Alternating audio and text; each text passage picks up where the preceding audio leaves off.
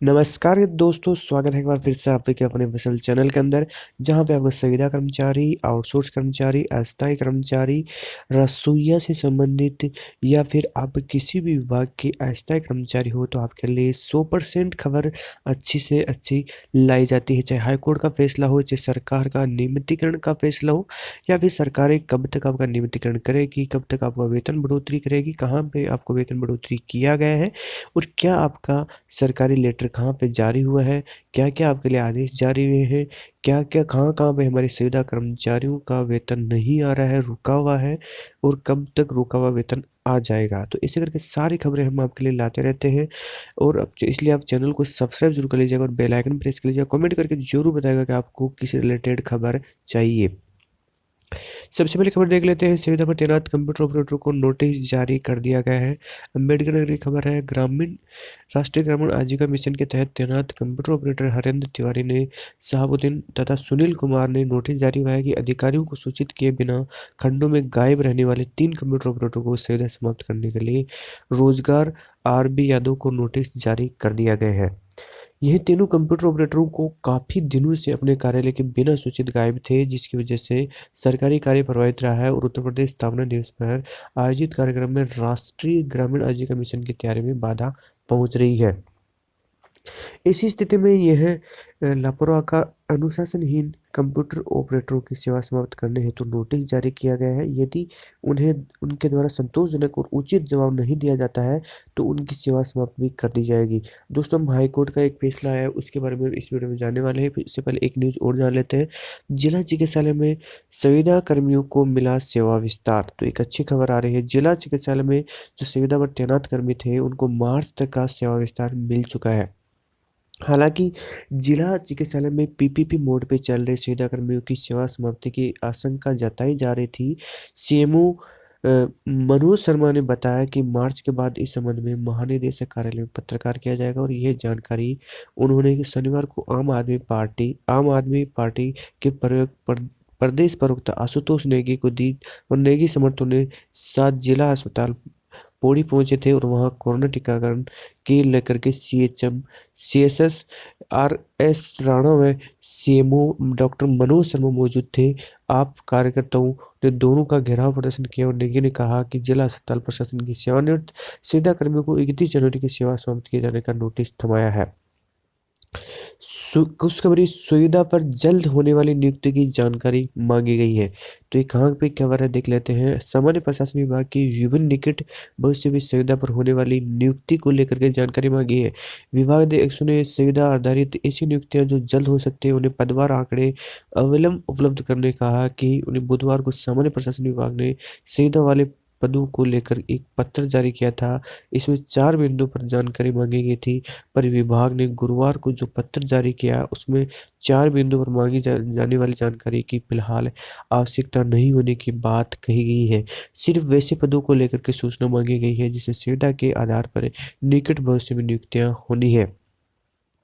विद्युत संविदा कर्मचारियों को न्यूनतम वेतनमान देने के विधि सम्मत निर्णय ले ऊर्जा निगम के एमडी। हाईकोर्ट का फैसला आता रहता है समान काम समान वेतन को लेकर के, लेकिन बहुत कम सरकारें हैं जो इसको अप्लाई करती है। हाईकोर्ट का भी फैसला आता है, सुप्रीम कोर्ट का भी फैसला आता है। हाईकोर्ट अलग अलग राज्यों के फैसला भी कई बार दिए हैं लेकिन ऐसा नहीं हो पा रहा है। तो ये यहाँ की नज़र है, आपकी न्यूज़ है, देख लेते हैं क्या इसमें बोला गया है। ये नैनीताल हाईकोर्ट में विद्युत सुविधा कर्मचारियों को ऊर्जा निगम के प्रबंधक निदेशक को प्रत्यावेदन देने के लिए कहा गया है। साथ ही एमडी ने 8 सप्ताह के भीतर विधि के अनुसार समान कार्य के लिए समान वेतन देने के विचार करने पर निर्देश दिया है।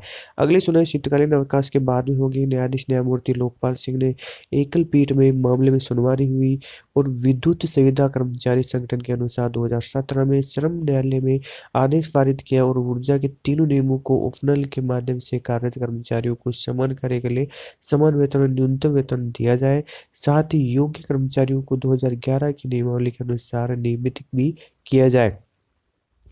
संगठन के प्रदेश अध्यक्ष विनोद कवि का कहना है कि श्रम अदालत के आदेश के बाद कर्मचारियों को उनके लाभ नहीं दिया गया और ऊर्जा के नियमों को में बहुत से अस्थायी कर्मचारियों को ये लाभ दे दिया है, जबकि उपनल माध्यम से कार्यरत करीब 3,000 कर्मचारियों को 2011 के नियमावली के तहत न तो नियमितीकरण किया गया और न ही समान कार्य के लिए समान वेतन दिया गया। अब सर्वोच्च न्यायालय ने आदेश के खिलाफ ऊर्जा निगम के हाईकोर्ट में याचिका दायर की और एकल पीठ में कर्मचारियों को सर्वोच्च न्यायालय के आदेश के साथ प्रत्यावेदन एमडी को भी देने के लिए कहा गया है। झारखंड में संविदा पर रखे गए कर्मचारियों को बहाल करने के मामले में संचिका आगे बढ़ी, जल्द बहाल होंगे संविदा कर्मचारी।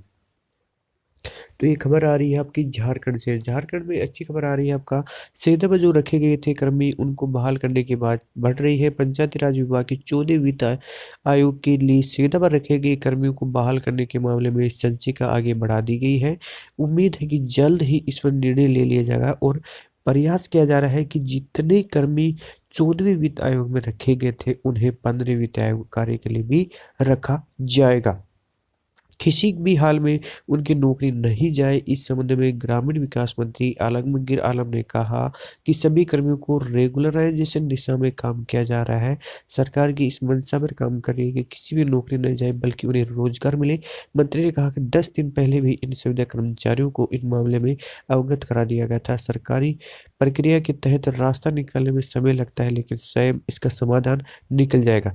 नई बहाली के पक्ष में नहीं सरकार। सूत्रों का कहना है कि संविदा कर्मचारी मामले में सरकार नई बहाली के पक्ष में नहीं है।